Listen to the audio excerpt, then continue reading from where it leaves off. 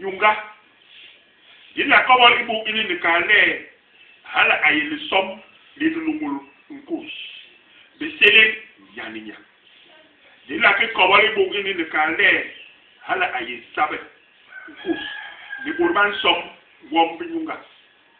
ila ke ko wal ibu ini ni kale hala ayibu banyunga mama bega nyunga maye mbogo ugwe mamben manyunga inyule gwam so na be gwon manugu gwon biye inyunga nyunga inama takwe ikere makubi John bekaru nyunga biye ila le hikimu ambo nyunga alama bana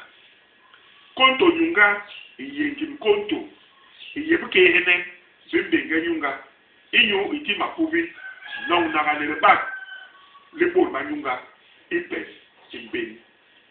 bike hena binyunga biye bike mahob manyunga